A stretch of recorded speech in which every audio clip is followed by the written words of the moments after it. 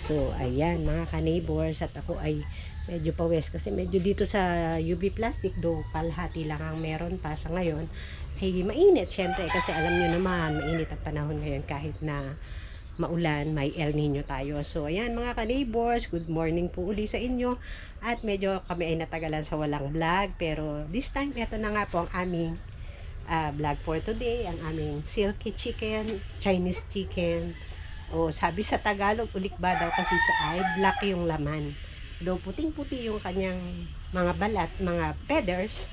Yung balat niya ay kulay black lahat. Ayan. Okay, sige. Enjoy nyo po ang aming bagong tayong pulungan ng manok. And hopefully, maparami namin sila ng maraming marami. So, bali, ito naman po yung pinakapangyayari kaninang umaga. Kumbaga, papunta sila sa site, pero isiningit niya muna ito ng konting oras na, na maayos yung kulungan ng manok para po sila ay matransfer na. Ayan, bali, one Sunday, nagawa na po yung structure, yung mga yero, at saka yung mga tubo. Nakatayo na yan.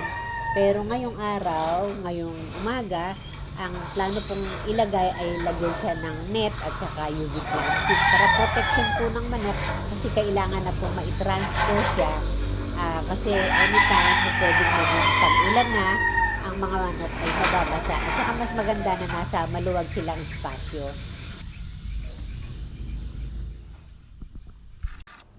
At saka kailangan na rin po kasi nilang mailagay talaga kasi nga nangingitlog na, ayan, kumbaga ng isang araw inirescue ko yan kasi umulan nga, nabasa yung salit.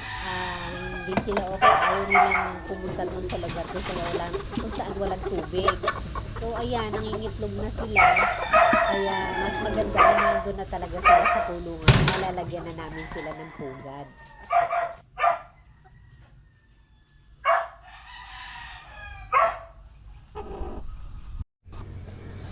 So, eto, ako'y lumabas na nga po. Medyo nahihirapan akong mag-cover doon. At nahaharangan ako ng steel matting. So, ayan, pumunta ako dito sa likod para live na live makita natin yung activities nila. So, ayan, nakakabit na pala yung ating tawag din net. Excuse me. Nakakabit na yung net, kulay black, tapos masinsin or mapino naman yung kanyang mesh. Kaya may added layer ng protection against init. At the same time, nagpapass through yung hangin. Kaya okay na okay sa ating gagawing kulungan. So, ito na rin ang UV plastic. Ang ingay.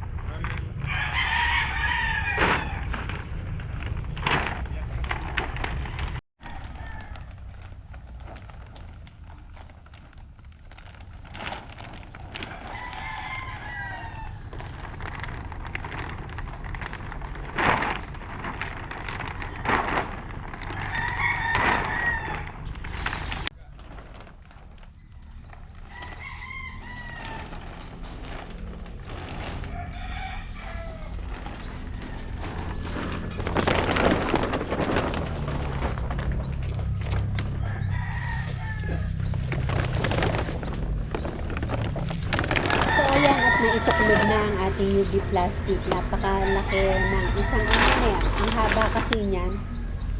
Mabuti naman at hindi siya pinutol. Sayang din kasi kapag siya ipinutol o pwede naman siyang itupi ng ganyan para some other time pwede pa uling magamit nang hindi siya naputol. Kumbaga pag desired mo mahaba, at least pwede pang largado pa ulit.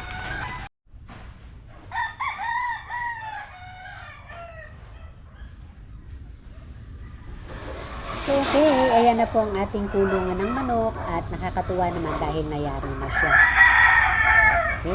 Kulang na lang ang chicken. Ayun. Ita-transfer na po siya isa-isa. Nakakatuwa. Natatakot yung manok ko. Pati yung mga manok sa kabila. Nasashock. Ang ingay na naman.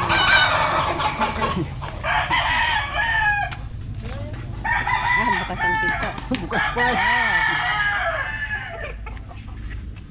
Malayang malayang ika ako rito.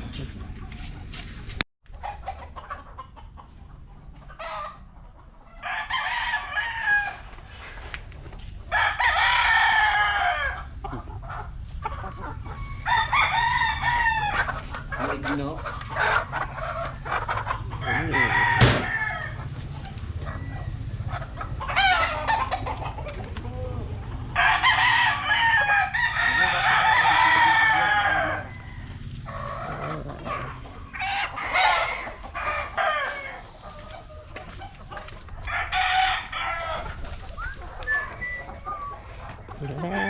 Chicken. Yan po, huluan.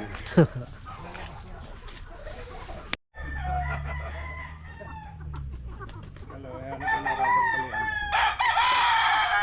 Bakit? Tuwan-tuwa na mga manok.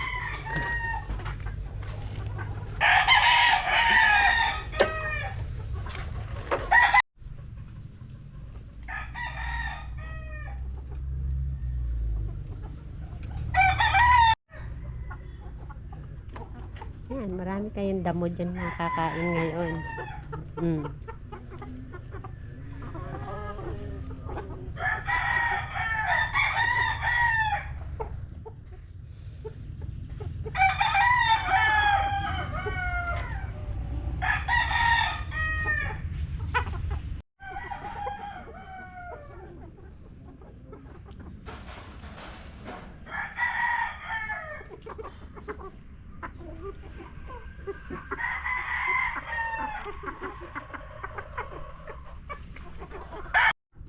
So, okay, eto na. Ngayon sila. Nasa loob na rin ako ng hawlang malaki.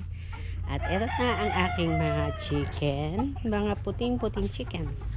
Ayan, meron pa isang tandang na iniwan doon sa labas kasi mag-aaway daw yung dalawang tandang. So, malaman natin, lalagyan pa siya siguro ng room para sa kanya. Pero for the meantime, eto na sila at masayang-masaya sa pagkain ng mga damo. May mga tanim akong sili dyan, sigurado deads na yon dahil tutukain nila ng tutukain. Baka type nila ng kalamyas. Ayan, meron din.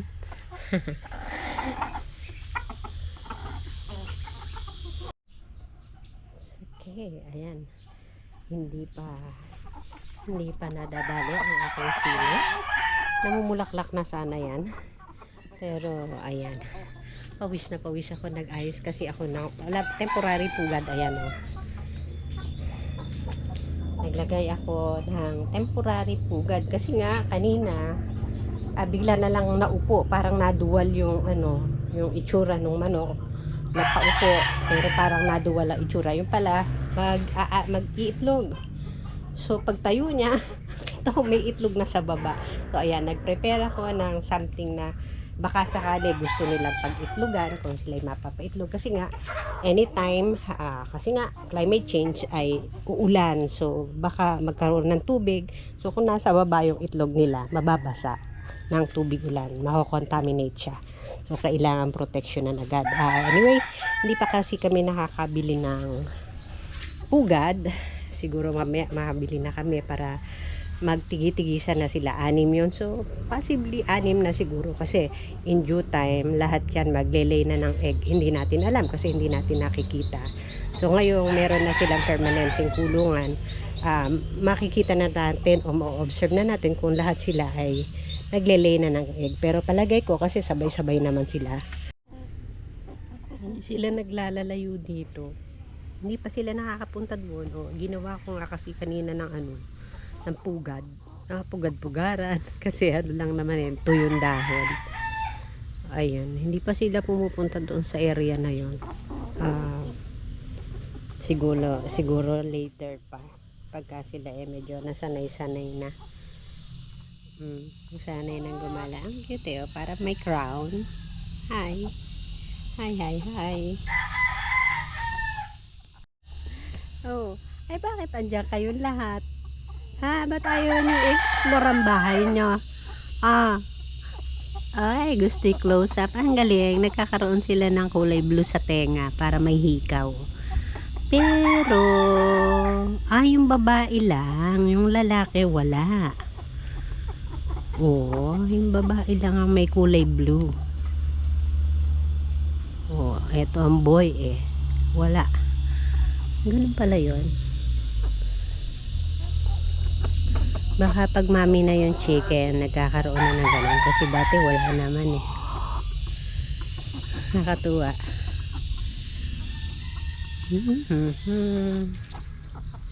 Mabuti na lang marami rin damo dito. Hindi na namin nilinisan eh. Kasi syempre gusto rin naman nila yung may tinutuktok, may kinakaykay. Oh, ayan. Galagala sila ng konti.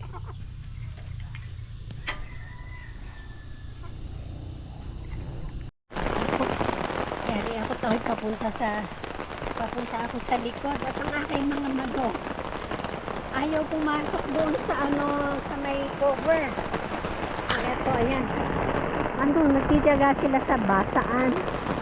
Gusto mga manok. Ganito pala pagka kailangan mo pa siyang isa-isahin. Tuturuan ko. Teka muna for a while.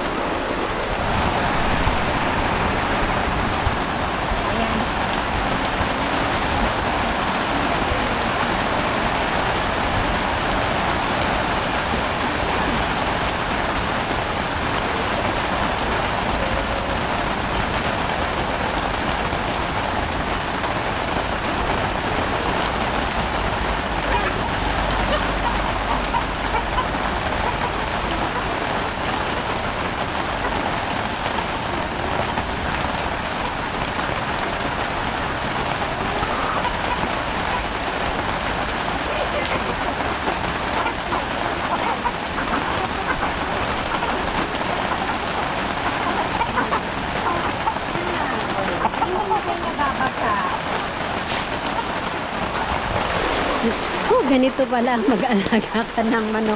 Mabuti na lang hindi ako kasama doon sa site. Kasi eto nga first day, first time nilang lumabas doon sa cage nila, nakakapiraso. Ay ayan, kung hindi mo pa pala sila i-guide kung saan sila pupunta, hindi sila matututo, hindi sila marunong. Kasi bagay, kasi lumaki sila doon sa cage na yun. So ngayon, ayun na sila sa sulok. Safe na sila sa ulan. Ay nako, para ka pala nag-alaga ng baby dito. Okay, eto na rin ako. Lalabas na ako at lalabas na uuwi na at mamaya ay siguro malakas na rin ang ulan. Okay, sige, bye-bye na mga chicken. Nakakatawa. Ano, malakas na ulan. Buti walang kulog. Walang kidlat. Ay, naiipunan pala siya ng tubig dito sa taas. So, dapat siya ay meron pa rin pinakatukod kasi ay nag-iipon. Okay, so yan. Yan po muna mga ka-neighbors ulit. Do, napaka-short ng aming video pero ayan, ipakita ko sa inyo ang aming venture. Ngayon, ang pag-aalaga ng silky chicken. Ayan, pawis na pawis ako. Talaga, grabe. Okay, sige po yan na lang. And thank you po sa inyong panonood. Please don't forget to like and subscribe pa rin po sa aming 641 TV. Bye-bye!